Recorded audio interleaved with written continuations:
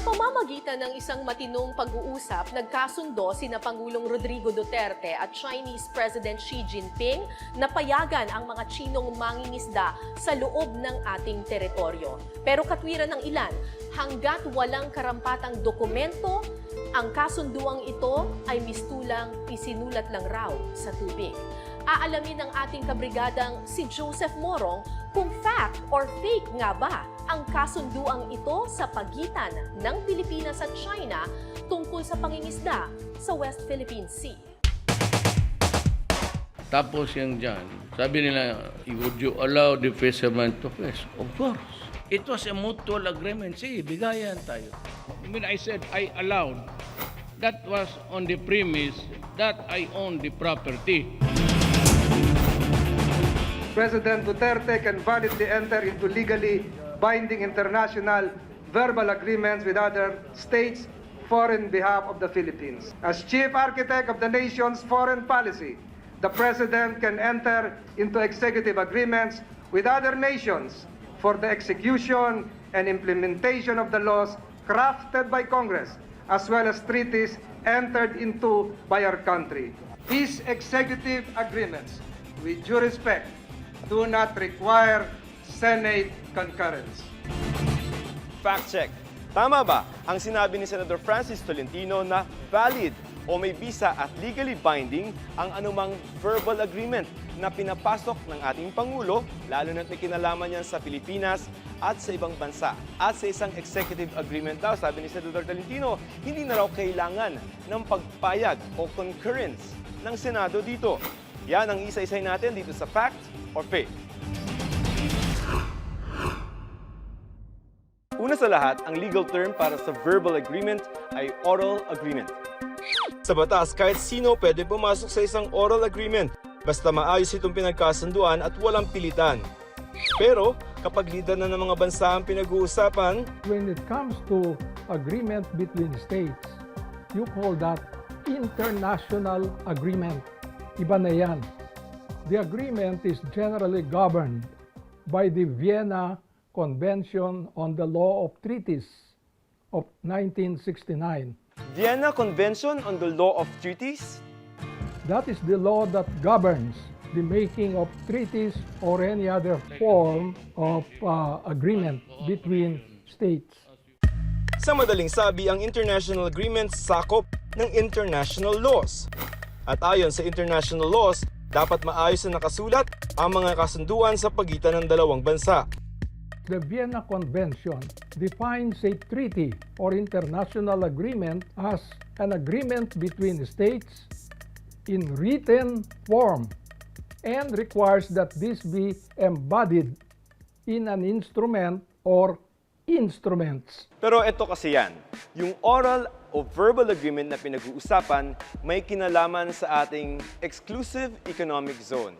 Mahaba-habang usapan yan na na-explain na namin sa aming previous episode. Pwede ba o hindi pwede mangisda ang China sa Pilipinas? Pwede raw dahil yan ang gusto ng Pangulo. Pero sabi ng ating mga mangingisda, huwag daw. Ano ba talaga, kuya? Kaya controversial talaga yung agreement na yan. It is very important to know that because under our Constitution, a treaty is subordinate to the Constitution. The Constitution must be valid. And our Constitution says that the state, the government, the state must protect the maritime wealth in three areas: in archipelagic waters, in the territorial sea, and in the exclusive economic zone. Pero teka lang, ano nga ba ang pinagkasunduan? Ito rin ang tinanong kay Senador Tolentino sa kanyang privilege speech. Our first question, Mr. President, is can the gentleman spread into the record exactly what the verbal agreement is between the two presidents? But I don't exactly, Mr. President, since it's an oral agreement, I don't have any records of the product of that salivatic agreement, Mr. President. So if we do not know exactly the parameters of the oral agreement, how can we say that this is valid under international law, that is valid under our Constitution? when we do not even know the parameters of these agreements? Kung laway lang ang puhunan, paano natin malalaman kung anong pinag-usapan?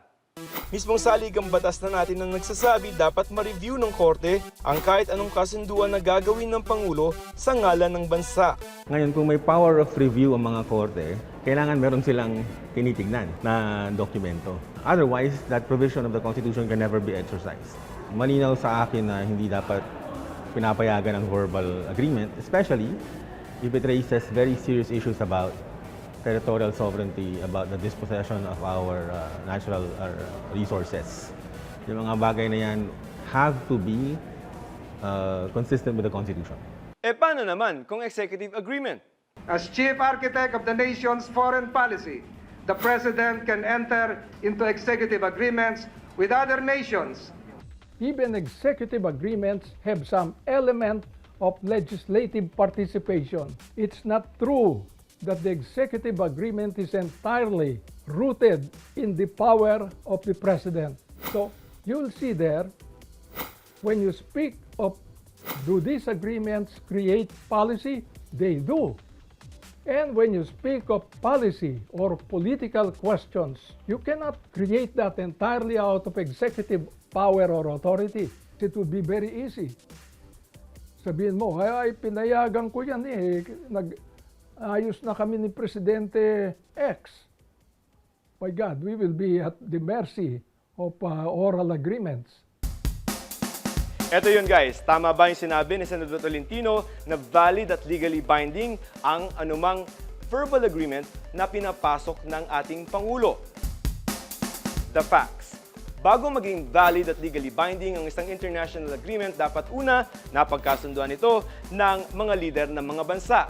Ikalawa, dapat hindi ito lumalabag sa ating konstitusyon. At ikatlo, dapat nakasulat at may dokumento ito. And that's a fact.